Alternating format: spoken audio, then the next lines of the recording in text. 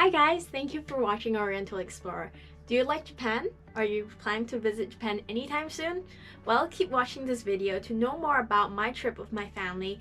In April this year, we drove around the Kansai and Kinki area of Japan and had a whole lot of fun. This is part 1. Remember, don't stop exploring.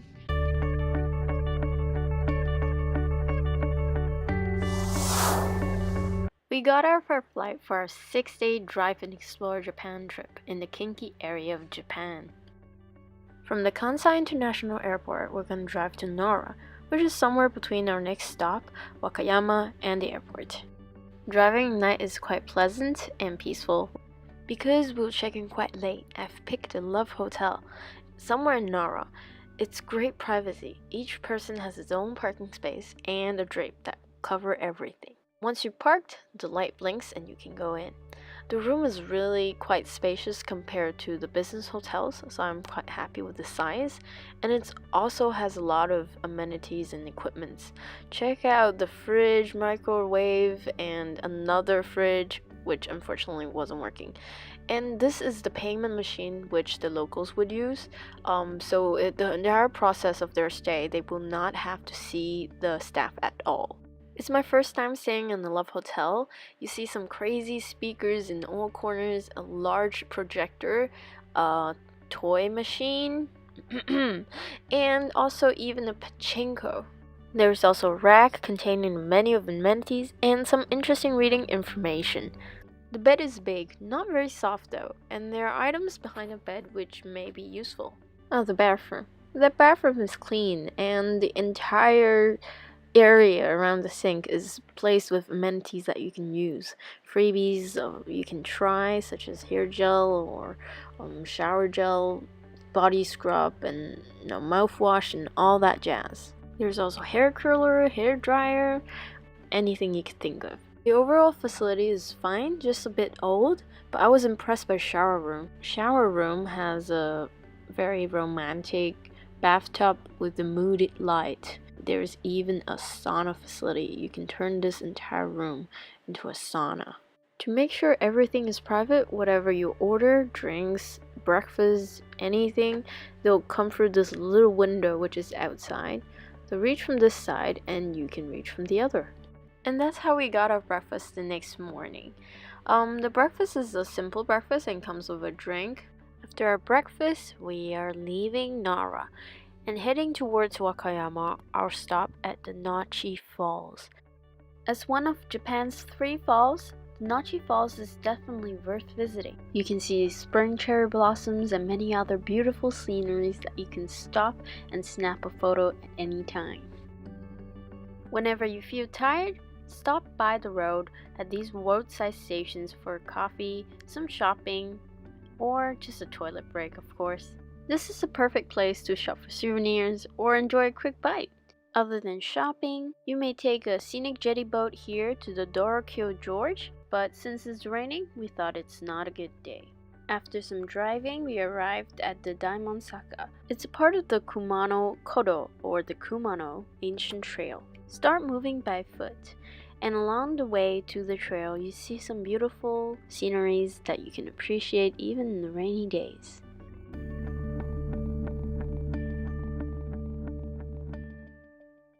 In just about 5 minutes walk, you arrived at the Daimonzaka tea house. You can run for a heian jidai kimono dress up, because the ancient trail has been used since that period. Then only a few steps away, you arrive at the start of the trail. The husband and wife cedar trees will welcome you at the start of the trail. They've been here for 800 years or more. Under these trees, a lot of people would take a memorial photo here, and just a few steps inside, you'll actually be at the Daimonzaka slope, some steps which will lead you to the Nachi Falls. Surrounded by these trees is a great time to start your adventure. Back in our car, just a 10 minutes drive away along the road, we'll arrive at the Nachi Falls area. We'll stop at one of the souvenir shops for free parking. As its customer, we will have to buy something here. You can enjoy a mochi here or a sticky rice cake, or you pick from a wide selection of souvenirs here.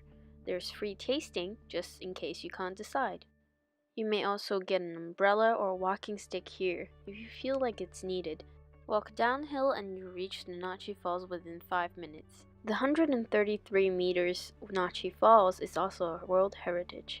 Just walk down some steps and you'll be able to see it from its base. Even from afar, the falls is already really amazing. It is really long and narrow, like a long drape of water. This is a true power spot. For a small fee, you can get a praying wood and it will be burned for good prayers. On the left to the falls, there is a place where you can buy some wishing items. From there, you can also pay 300 yen for access to Nachi Falls viewing platform. On the red platform, you can get a better view. Head back the same way and we'll be heading towards the temples and shrines. You may take the staircase right across from the Nachi Falls entrance. Be sure to watch your steps because these stone-paved trails can get slippery in rainy days. That's where the walking stick could be useful. You'll pass by bamboo forest and some shrubs on your way and see some interesting sights before you reach the 3-story pagoda. This is the signature site of the Nachi Falls. You can see the falls and this pagoda in the same frame. Then we'll take the slope, which is right across, to the shrines and temples. Once you've reached the top, you can view the mountain range from afar. Just around the corner, you'll arrive at the temple. The temple is right to the shrine, which is distinguished by the orangey red structure. The Seiganto-Ji, which means Temple with the Blue Waves, was built a long time ago and now a UNESCO heritage.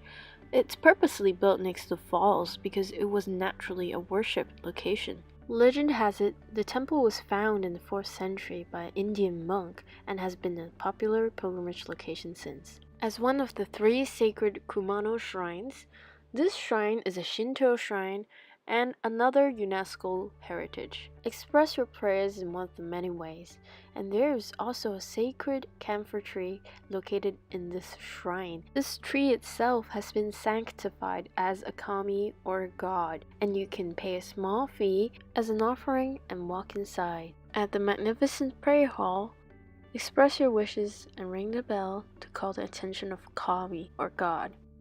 I toured around and see the other halls.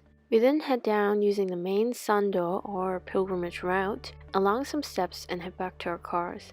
On the way, you'll see some souvenir shops where you may pick some things for your friends and family. After returning the shop to where we parked, we decided we want something to eat. The fried octopus and fish cake was number 1 in the shop, and it has some spiced ginger in it, which makes it really good. After 30-40 minutes of driving, we will arrive at the resort.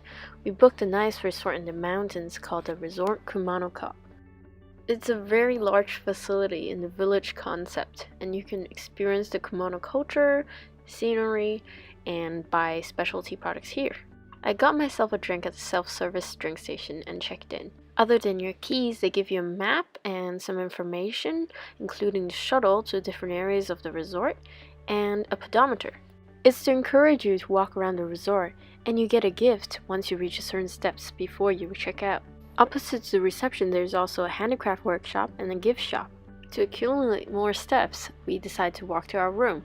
We see Sakura on the way and pass by some buildings before we arrive at the junior suite that we got assigned.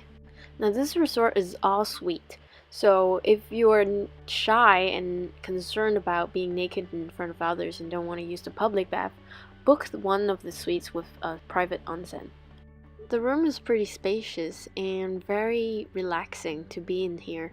I booked on the Japanese travel website and it's about 15,000 yen per person per night, including breakfast, dinner.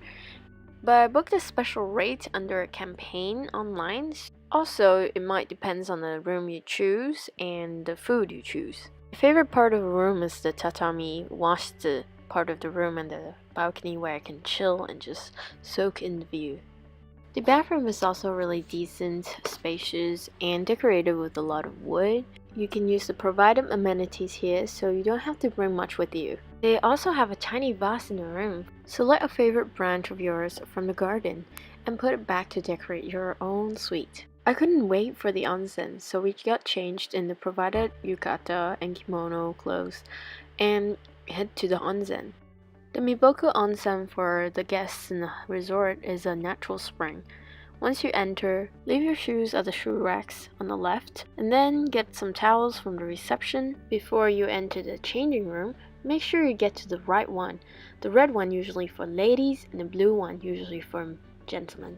I always love how it's so quiet and relaxed in these areas. You can also book a spa here, by the way. And once you get to the changing room, get a locker for yourself and then dress for the onsen. Don't be shy, and you can watch another video on YouTube and see how it's like to enjoy an onsen properly. I can't show you the real thing, but here's the photo. I really liked the outdoor onsen there. After a nice long hot bath, we are on our way to the restaurant for our dinner. And on the way, we picked a brunch which we felt smelled pretty well. We then arrived at the dining hall, Koku. The place is really quiet and modern with a bit of Japanese design. We are having a kaiseki with steamed main course today. It also comes with a selected all-you-can-drink menu with some selected alcoholic and non-alcoholic drinks. I was starving and couldn't wait to dive into the appetizer. It's a sort of appetizer with 4 dishes. The pork was flavorsome and tender. The hijiki omelet was also good, savory, sweet, and fluffy. Hijiki is a brown sea vegetable and it makes the tamagoki really moist. After the appetizer, our sashimi platter has arrived. These fishes are delivered daily from the Wakayama port, and they're really good. They're really fresh, fat but not oily. To enjoy it, I put the wasabi onto the fish and not into soy sauce. Then you dip the fish into the soy sauce. Everything on the sashimi platter is always edible, so you can try to pair it up with your sashimi and have different combinations. Here comes the main dish, the steamed red sea bream, or Thai, as well as seasoned vegetables. You can enjoy it with the vinaigrette, some salt, or the Japanese pepper sauce. Sea bream in Japanese is Thai and has the same sound as the word happiness. That's why it's often a desired fish to serve in a meal. I really like dipping with the vinaigrette, which makes it very appetizing. Then is the meat dish. It's iga pork steak with some Japanese condiments such as the citrus vinegar. It's served with local grained rice, miso soup, some pickles for serving with the rice, and tea. The pork was tender, really meaty, and with some grilled aroma. Last we had our dessert, which was not too bad. It was refreshing to enjoy after the main dishes. After dinner, you can enjoy open bar on the restaurant from 8 to 10 p.m. to get drunk. That's about it for the day, and stay tuned for part 2. Thank you!